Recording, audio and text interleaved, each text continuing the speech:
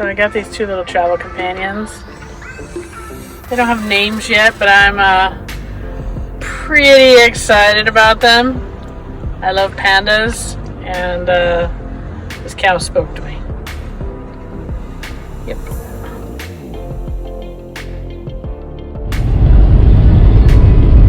Waiting for Champs, and apparently it's winter.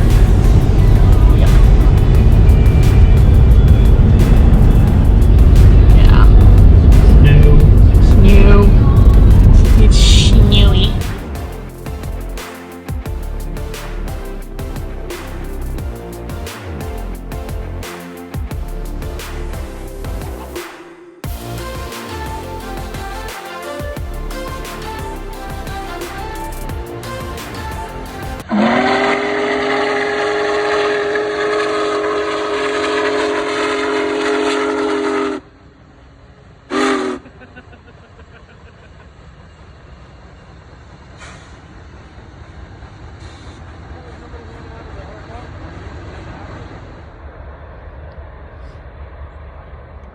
So last night we stayed in, where did we stay?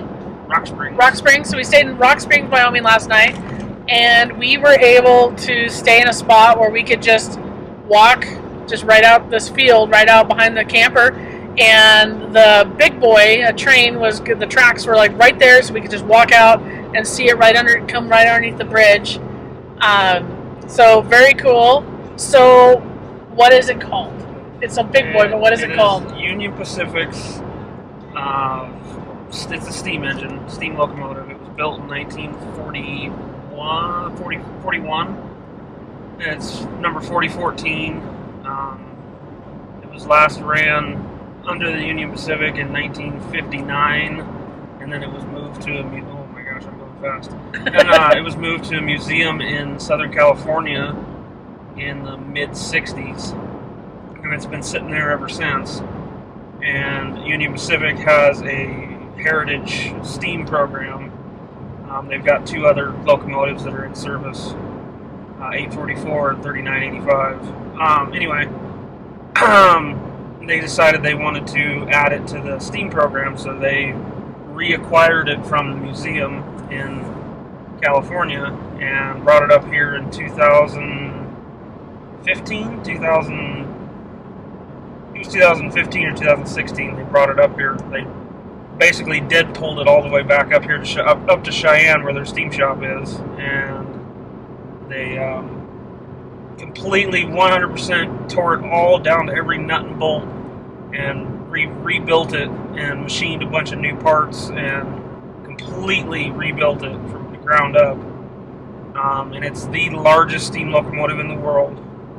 1.2 million pounds. That's with the tender. It's something like 7,000 horsepower, 140,000 pounds of tractive effort. I mean, it's just gigantic. It's 132 feet long. Jeez. It's massive. It's the largest steam locomotive in the world, even back in the 60s, like when it was a big thing. It still is. But yeah, and they've got it done in May of this year and ran it to Ogden that same week they got it done, and that was the first time a big boy has been on the rails since July of 1959. And is it the last one, or is there other? This is the only there running was one. 25 of them made, 4,000 through 40, I think 4018 or. I don't remember, and then they made a second set of 5 in 1944, a revised version of them. But anyway, that's all they made, and there's 8 left. They're all in museums. That is the only operational one. They're all in museums across the country, but the rest were all scrapped. That's sad. And Union Pacific also has number 844, which is the only steam engine in the world that has never officially been retired. It was one of the last steam locomotives that they had built for them, and they kept it, even though it sat a lot for several years, they still kept it on their active roster, and then now they use it every year for train excursions and to promote the steam program. Like and the you can heritage. ride it and stuff. Yeah. So they have a couple of very historic locomotives that they still operate. That's very cool.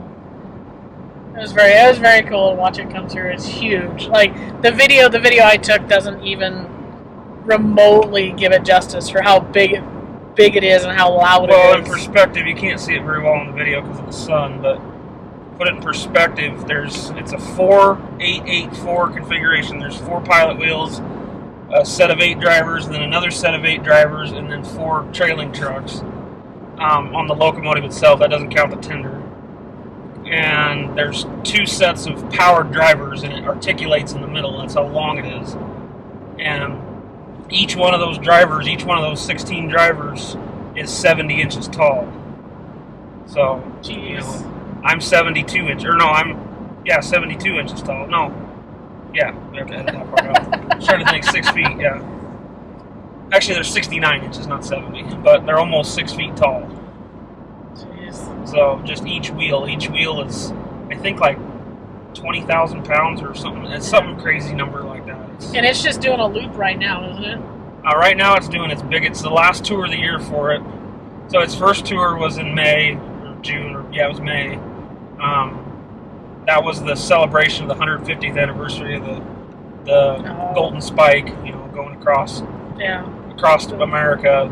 They went to Ogden and did a big ceremony and everything, and then came back. And then they did a Midwest tour. They went across Nebraska into Minnesota and Iowa and all that stuff out there. And then now this is their big tour, this Southwest tour. They're going across here to Ogden and then south down through Vegas, down into LA. And then they're going to go from LA across Arizona, New Mexico, almost all the way across Texas, into Arkansas, and then up through Missouri. Going to hit Kansas City and then come across Kansas through Denver and then back to the Cheyenne Steam Shop. Jeez. And they're going to be out for over 2 months. The last 2 excursions were only like a couple weeks long. Yeah. So. Super.